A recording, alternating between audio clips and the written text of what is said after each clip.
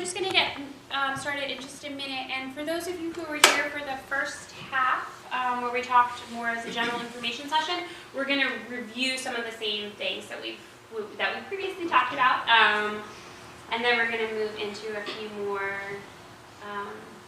a little bit more discussion for the group as a whole now that we are all current members in the room. So I think also if we could just go around the room and introduce ourselves. This is really a community that we want to start networking amongst and getting to know each other. My name is Michelle Lord. I am the co-founder and board chair for the Richmond Food Co-op. And I am Susan Hill, co-founder and board secretary, and Tim Vidra, our vice chair, is here, as is Francis Martin and Cheryl Marshak from our steering committee. And yeah, let's start over here, and if you can just go around and say your name and why you joined the co-op.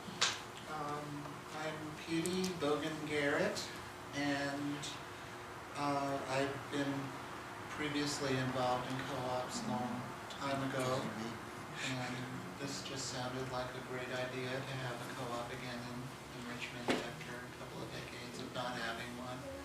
So here I am. And I'm Martha Bogan-Garrett. What she said. And I'm Cheryl Marshak, and yeah, anything co-op. I'm Addie Keys. I just joined tonight. Yay! They did a great job on the presentation, and it convinced me that it was a great thing to be a part of. Oh, Brooke March, and yeah, I've been a member of a co-op once before, a while ago, and yeah, I was just excited about having that again in Richmond. Silver Persinger. I'm a fan of co-op structure and democratic participation, community stuff, like local agriculture. I'm looking forward to being part of the group. And we are not members yet, but that's I just came to sign up tonight. Oh, so So I must have missed the part where your presentation started earlier. But anyhow, yeah, I'm really excited about being able to participate in this club and helping to make decisions and that kind of thing. Just knowing more about where the food comes from. Yeah, wonderful. I'm Kurt. I'm with Marianne, and same reason. Oh, I'm Frances. I'm on the steering committee for the co-op and a member, and I'm really excited about local food and building a strong community around it. Tim Vidra, vice chair on the co-op, and yeah, real excited about getting this thing going. Great job. Me too. Kate Rivara. I joined at Hardywood last time we got together. I'm excited about fresh food, and I just think a co-op really is going to fill a need in our community, so I'm excited about it.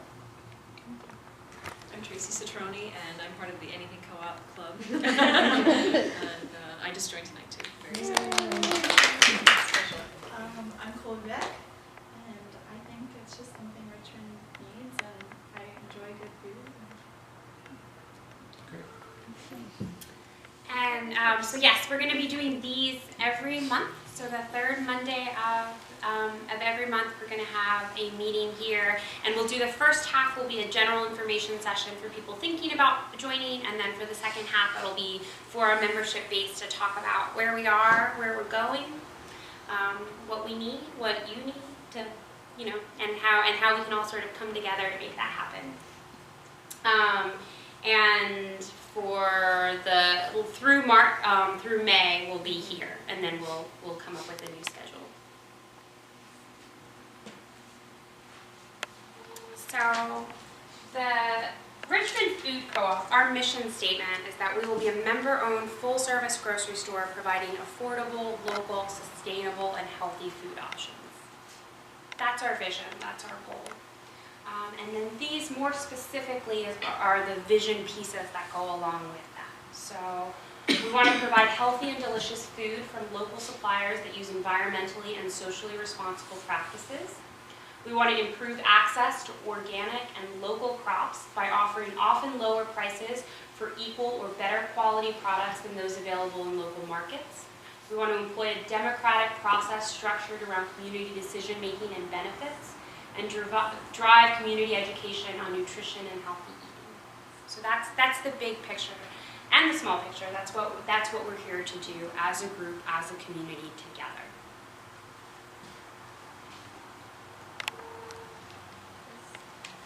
So just as a reintroduction to all of us, and to use the circle to represent our co-op community as a whole, you've met a few of our board members here tonight. Also, David King is our treasurer.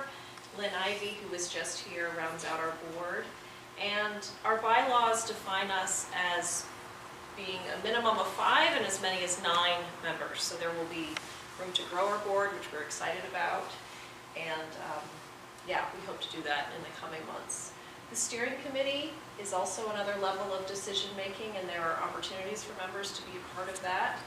As members, we all have one voice, one vote. So this is a community decision making process. I went through this a little bit before, but let's jump into this again. Really, and we really want these meetings for current members to really be grounded here. We need to build our base. And this timeline gives us benchmarks and goals to really how we do that and how we open and when we open the store. The member loan campaign will come in at around 400 to 500 members, and that will be a really critical piece of our seed capital. We will also look for our site selection around 500 members and the pieces that go along with that in terms of staffing and inventory will fold in around 3 months after we sign that lease. So our opening date depends on how quickly we grow our base. But our goal is we want to grow at a rate of 100 members a month so that we are able to do that by the fall. Yes. And that's what we're aiming for. If it takes a little bit longer to grow our membership base, those same big benchmarks are what we need to hit in order to go forward. But that's what we want. We want to see 100 members a month. And right now we're off to a really great start. We have 84 in about 2.5 weeks.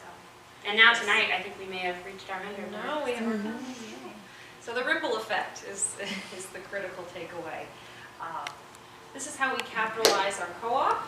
This is a preliminary budget, just to clarify, but half of our seed capital will come from our member equity investments as well as the member loan campaign. That'll be around $600,000. We project 200 loans at $3,000 each to meet that goal. They'll also be related to the site. We'll have landlord improvements, vendor credits to help us meet that piece related to the site itself. And then the third component will be our bank financing. And we want to keep this number as small as possible. Ideally, we want to take on as little debt in that department as we can. A bit about our location and how we came to hone in and focus on Scott's Addition. It's centrality. It's near many different neighborhoods within a 5-mile radius. There's great access to public transit and highways.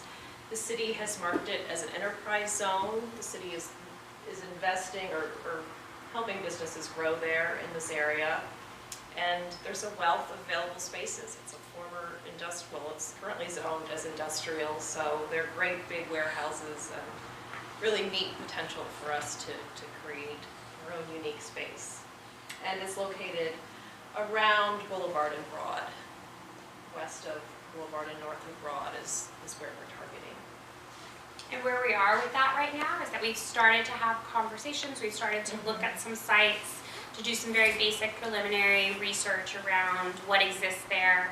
Talked to a few developers, doing a lot of little walking and driving tours ourselves just to get acquainted with the spaces there.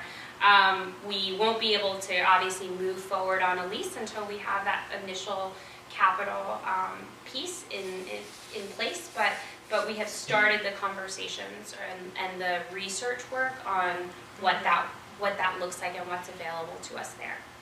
Because that's the fun part, is driving by the building and visiting it, and it's been great to speak with a couple of developers. And there's some really wonderful people who are really invested in seeing this area grow, and we've been talking with them. So we'll keep you posted on how that, continues to play out. I guess we're meeting with the Scotts Addition. Yes. Oh, yes, The thank you, Scotts Jen. Addition Business Association has been very welcoming to us. They saw the article that was on Richmond Biz Sense about us and reached out to welcome us to the neighborhood. We've been invited to meet with them at the beginning of March at their next board meeting, and we've had a couple of different individual business owners just reach out to say that they really support and welcome this in that neighborhood. So they'll be great, as a source of support and guidance and what it looks like to locate in that area too. This is our current member list, and we need to add our I new know. names tonight. This is going to look different, but yes, you're all founding members of the co-op, and I just have to say a big welcome. And together we have really created just a unique model in Richmond, and I know we're going to look back in 2 years, 5 years, 10 years and say, kind of started here on February 18th at the William Byrd House, and we spent our evening together creating this community. So thank you. And if you don't see your name on that list, if you've joined the co-op and you go onto our website and your name is not listed, it just means you didn't check the box that you would give us that permission. So if you're interested in being listed, we really want to show the world who's part of this. So let us know if you don't see your name there. And we will add it. Yes. So we'd like to take the next part of this presentation to brainstorm together how we can continue to spread the word, because this is the critical piece, the ripple effect that Michelle mentioned. It's wonderful, we're all here now, but now we need our friends and our coworkers and the people from our faith community to join us in this effort. And also this is a growing of a community, and the people that are already in your community should be part of that. We want this to be that this is you being able to meet a lot of new, interesting people who are interested in this, but also that you bring with you the people that you already are having in your lives and in your social circles and in your work lives, and that you help to bring those people on board, because also you want to hang out with them. You want them here with us. Yeah. And so it's really important that this feels like it's yours. This is about ownership. And so we want this to be not our community that you've joined, but our community that we're forming. So we've put up some just brainstorming on ways we can use your help and you can get involved. One of them is donating your talents. I'm sure there's so much talent here in the room. If you want to give your design skills or your event organizing skills or any of these sort of preliminary ways we can build our base. And there's so many that we can't think of between ourselves. So we want you to come to us and create your own position and offer available talents that you have.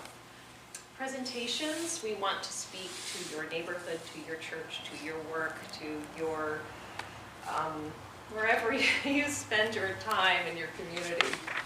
So please let us know how we can arrange that.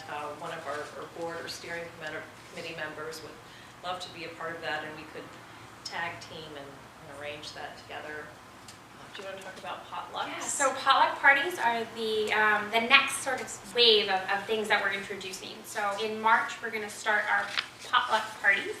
And what that is a way for you to take ownership and responsibility for helping to grow the community in a really fun way. It's you getting together with people that you know and like, inviting them over to your house to have a meal together and to talk about why you love the co-op. That's at most simple. We are available, the board, the steering committee members, to have somebody come and join that dinner or that discussion, to answer questions, to be there just to make sure that everybody feels comfortable with understanding what the co-op is. You're not left alone to sort of be the sole ambassador for it. This is a partnership that we're forming together. But you know, we can only throw so many events a month. We can only network to so many people through this network or that network. And this is a really tangible, small way that you can make sure that those people that you know and love hear about it. Yeah. And this, you can get creative with this too, if it's afternoon tea or wine and cheese or whatever format you feel like you want to create around that. It should be, you can totally take with it and run whatever, however you want. You just need to let us know when you're having it and that you'd like us to be there.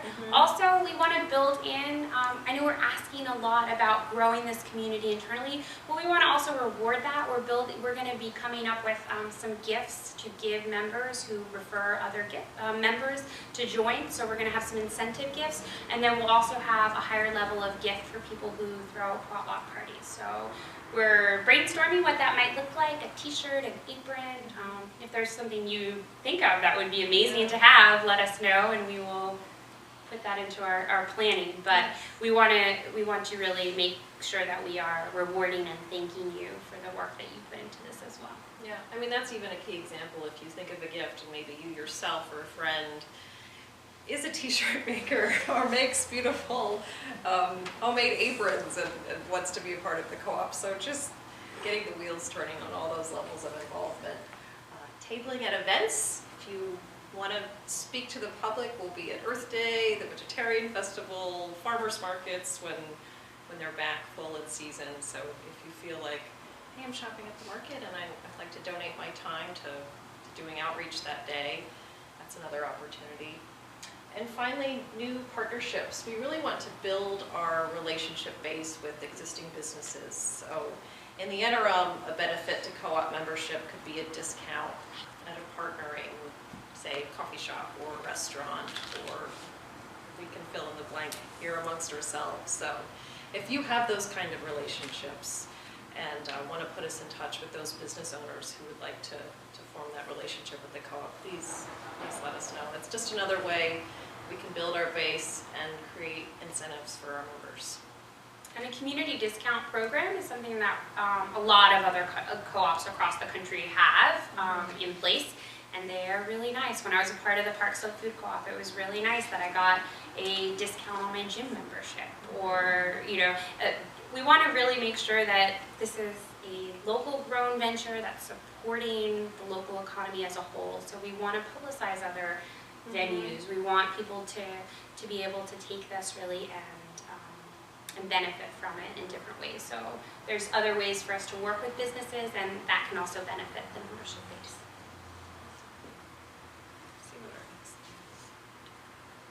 Olio. So here, an upcoming opportunity. Does everyone know about our event at Olio next week? One possibility is to bring a friend or a prospective member. Take that upon yourself to invite him or her as your guest. Olio that night will be, it's a great opportunity to meet the board and the steering committee, and we'll do a brief program on what the co-op is. And that night we'll be offering, there's already a benefit to membership. We should get a drink special at Olio, and also the chance to win a free dinner for two for members. So they have been so generous for us. This is just a great example of a new relationship within the local business community we formed. So we really hope to see you all there with a friend and help us grow our base. Yeah. Starting next week. Yeah, so we're going to be doing a social event at least once a month, and then also these community meetings once a month. So there'll be a lot of different opportunities to come out and mingle. And yes, we've been staying inside because of the cold months, but we look forward to going to Maymont and having a picnic or whatever sort of outdoorsy other venues once the weather gets a little warmer. So, any ideas for that too? Please send them my way. I just want to add a couple things, and I'm kind of a social media guy, so on our Facebook page, you can go print out this event that we're doing here at the Byrd House. You can post that in your workplace, hand it out to friends. You're certainly able to do that. And then also for the Olio event, if you're comfortable enough with that, you can share that as an invite to your friends on Facebook and just write a little note that says, hey, I'm going to be attending this, a great event I just joined. love to see you there. And of course, that would go to your friends, but it's totally up to you if you'd like to do that. But that is a way to get the message out to a vast amount of people and a free way to advertise what we're trying to do. Yeah, for all of our marketing, right now our budget is very small. And so the more opportunities that we have to spread the message on this grassroots level, the better. And also with the co-op model, it's going to be what you make it. So, the more participation you put into it, the more involved you are, the more this is yours. Yeah, it's really up to all of us. We're all sharing and building it together, so. So get to work. Thank you for finishing my sentence. I don't want to sound too mean. But also make sure to keep it fun and have this isn't something that you are doing because you were forced to. This is something you're doing because you want to. And it's important. Yeah, we all see that. Yes. Can you explain the corporate structure, if one exists? Yes.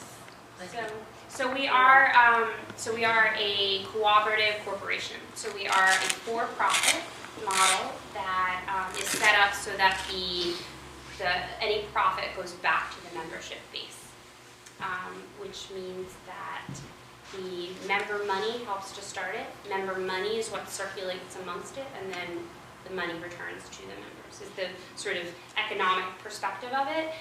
When we buy a membership, we're buying a share in the corporation? So it's a we hesitate to use those Oh, terms. well, like I'm dividend just curious you're because I receiving. know back in the old days, there was no legal corporate structure under which a co-op But could there truly is. operate. And that's There why I is. wanted to learn right. There something is new. now, and There it is now. yes, and it is Okay. specifically. A So it's cooperative. specifically we are a C Corp. We are a cooperative corporation. There is. Yeah. Yeah. And then so that's it's. for patronage refunds. Mhm. So rebate at the end of the year, if there's a profit that the membership decides if they want the profit to go back into the corporation for improvements or whatever, or if they want to distribute as patronage refunds.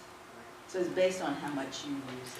How much you Right. spend. Right, not how many shares you own. Yeah, it's all equal. Everybody pays the same amount and has the same vote. Everybody gets one vote from their equity that they're putting into it, and it's the same level of equity.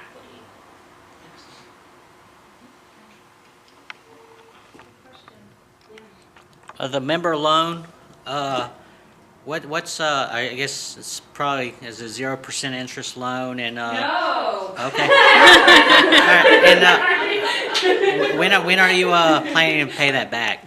No, so we plan on setting it up with a competitive Okay. loan rate, and the payback period will probably be where the sort of flexibility comes in. That we'll want to make sure that we build in enough time that we're financially stable for the payback.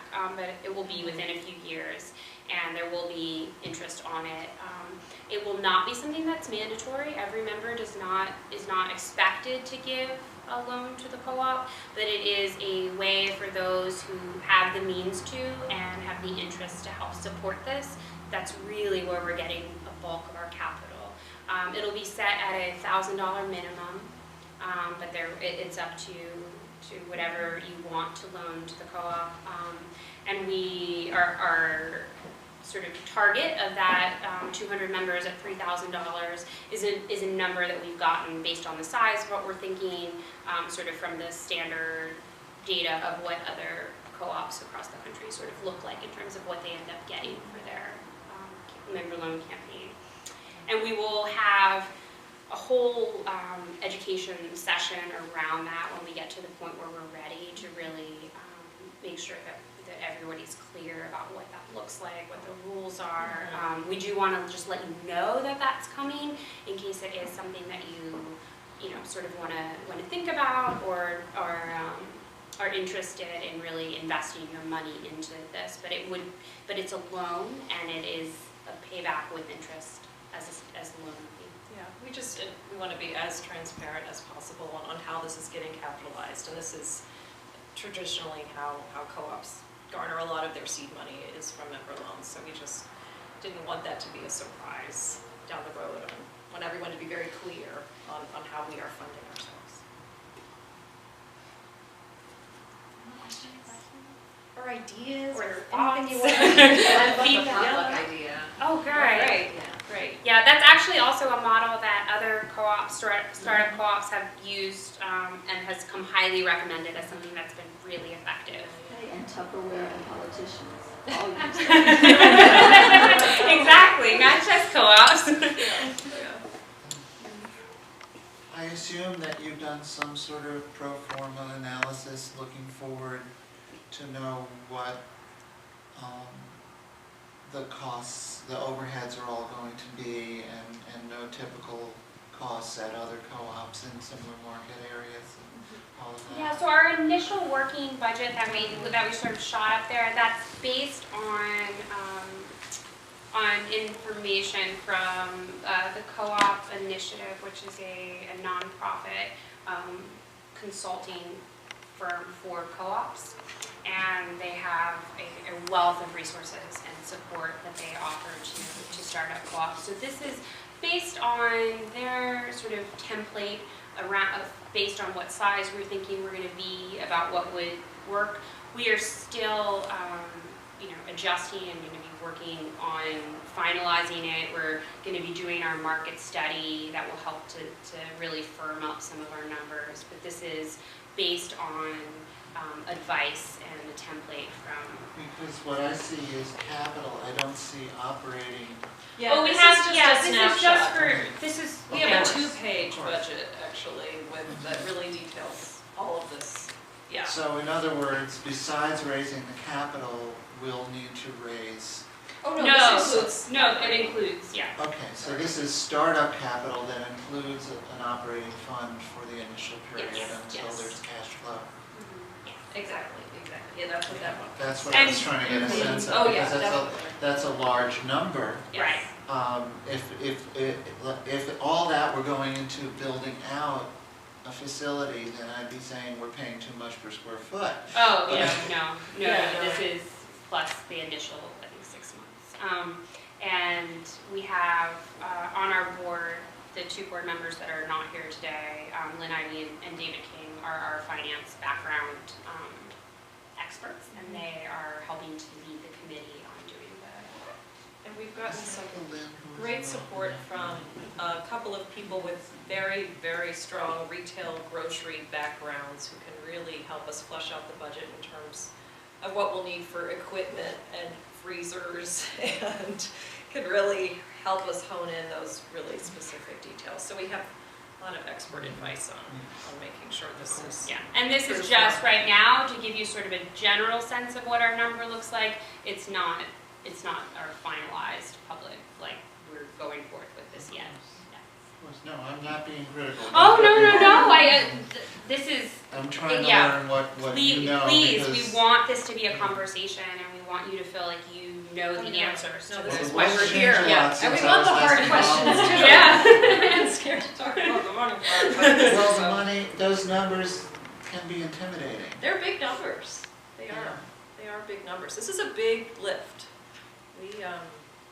We don't want to go small. We don't want to walk into just a rinky-dink, couple carrots and some 7th-generation toilet paper and call it a co-op. We really want this to be our big primary But like that's grocery ever store. happened. And we want to do it right. Yeah. So that's what Yeah, that's what it takes $1.6 to do million it right. means. Is it possible in examining the real estate that if the right property opens up, you would look outside the target area of Scott's Addition? Yeah, I mean, we've really come to a really careful consensus on it, but that's not to say that we're not flexible people in that sense. But Scott's Addition, for really a multitude of really specific reasons, is going to be the site we focus on for our feasibility study. Really is our primary location. The only reason I wondered that is sometimes there are properties that already have many of the characteristics that you want in place, and it reduces the cost of the build out. Sure. No, we're open. If someone wants to give us a building or wants to talk, that conversation certainly will welcome. Like if if there were another food store that had recently vacated a property that is available for lease. No, we're with equipment in place, sure. And that happens. There's always turnover. Right. Sure. If So- it's central geographically, if we really feel like people from across the city, it really represents the Richmond community. And our goal with the site, we're not going to be able to serve everyone with one store, but if we can serve most people with one location, that's our goal. And we feel like Scott's Addition serves that and represents that, but we're certainly open to the free building or Yeah, two yeah. building And discussion. sort of We're reasonable long too. term, ideally thinking about things. I mean, the best answer would be that we open and that we become this very stable, feasible store that, you know, really serves Richmond, but then there's another neighborhood that maybe isn't as accessible to the one that we're in, that we can help support a sister store there. Like, we want this to be something that becomes a really integral part of the Richmond community, and we recognize that the first, you know, this is our first location, isn't necessarily going to meet every need across the board, but we want to really make sure that we're careful about planning it so that it's something that feels convenient and easy to a large number of people who want to help start it. Good questions. Anyone else have thoughts or questions about anything or next steps? Good. Well, you know where to find us with your ideas for outreach. Please contact us. We can get that on the schedule, and want to see you next week, Olio, with your friend or 2 friends or 3 friends. And we also will have our membership cards by then.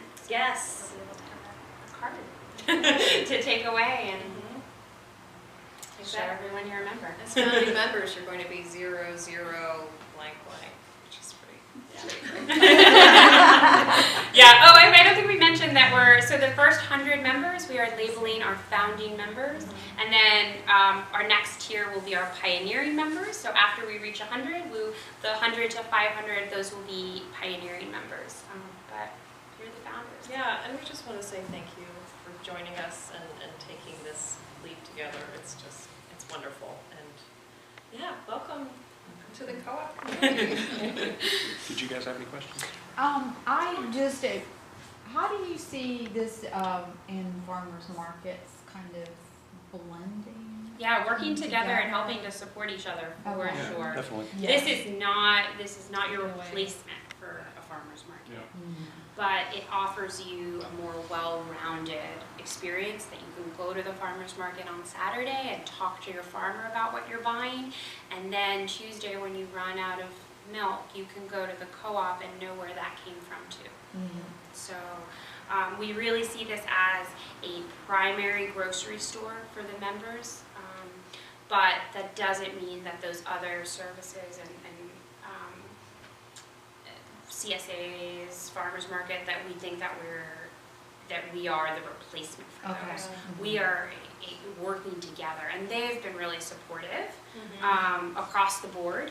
And also, it's important to know Richmond is not oversaturated with this yet. Like, this is the more businesses that are focused on local good food, the better. Like, this isn't one store can serve all of Richmond's needs around that. And the more opportunities there are to shop this way, the more people will begin to shop this way. So there are, we as a group, founding members, maybe we already shop this way, and we already know that we want to shop this way. Richmond's a big city and not everybody does. And so, really helping to spread that and make it easier for multiple people is how this, how Richmond as a whole will better from. Can I ask everyone a question? If y'all can hold up your hands as I go with the numbers. I tend to shop a lot of places to find what I'm looking for, because you can't go any one place and find it. How many of you shop at more than one place for your groceries? How many of you shop at 3 places? I do sometimes in one trip. Sometimes. I Anybody more than that? Yeah, but a lot of places I go to once every 2 or 3 months. Right. Rather Right, than once, Get yeah. certain things. But in a given month, I probably shop in 6 different stores. And, you know, quite honestly, do any of them meet all of your needs right now? And, you know, we probably coming. won't either. Yeah, No, no. exactly. But Right. obviously, the mix isn't filled Yes. out yet. Yes. We haven't got everything we need. If we're And having to look around for That's it. true. That's a good Absolutely, point. yeah. For me, I was part of the Richmond, the Park Slope Food Co-op in Brooklyn for the past 5 years before I moved back to Richmond. And I did half of my shopping at the co-op and half of my shopping at the farmers markets. Like, I was at the farmers market every weekend. The farmers knew my name. Like it wasn't, and then I didn't give that up for the co-op. It was definitely, for me, the two things together were how I shopped. And thinking about moving back to Richmond and how I would shop, I wasn't sure what would help me beyond the farmers market to supplement that and make sure that I had everything that I needed. Well, I don't even think Richmond has a decent farmer's market.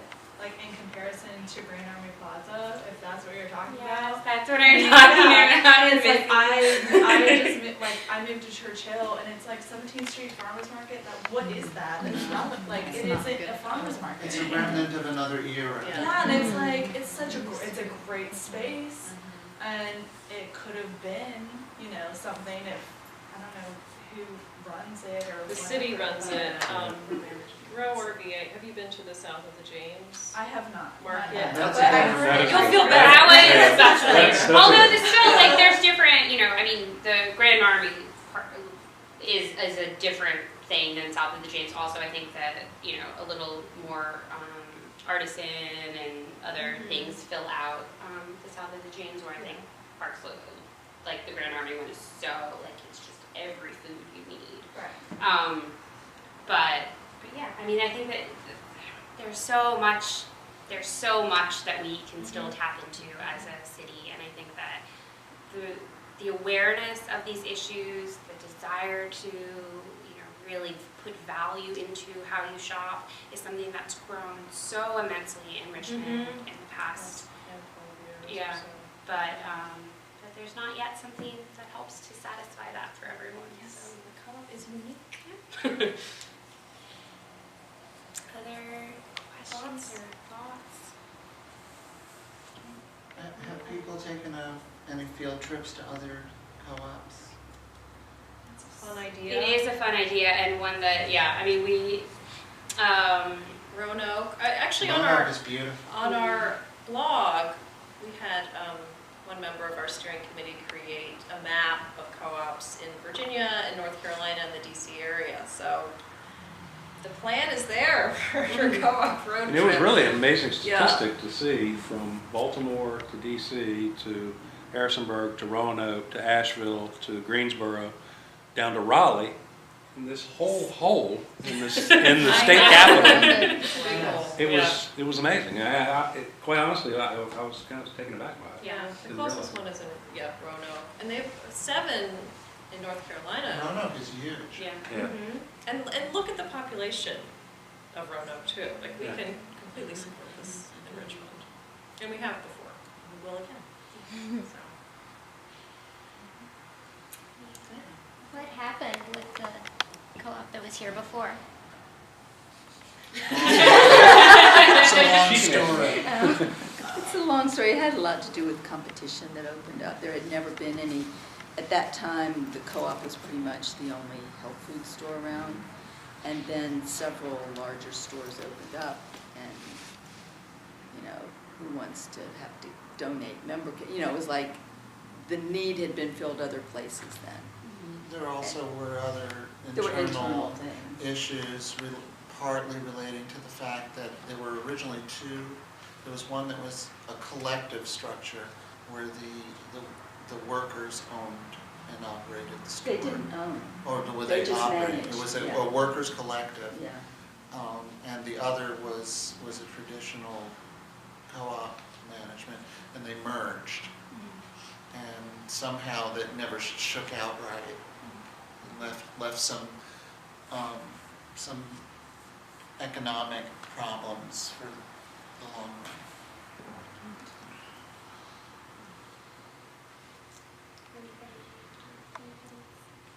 We also used to have a federation of cooperatives that At a operated warehouse. a warehouse that distributed food to the other co-ops. And there were, I don't know if there still are, but there was a regional one in the Midwest and a regional one in New England as well. The Ohio River Valley one sold out to a commercial wholesale. And what happened to NEFCO? I don't know. So there may be an opportunity in the long run for a number, if there are that many that we're plugging a hole in the middle of this circle, that this might be a good distribution point It's a good thought. We've talked Yeah. about and that. increase the buying We've power. talked about that. Yeah. So this could have ramifications if we're able to grow to that point. Certainly. That's thinking far horizon, but since, that worked once before, maybe it could work again.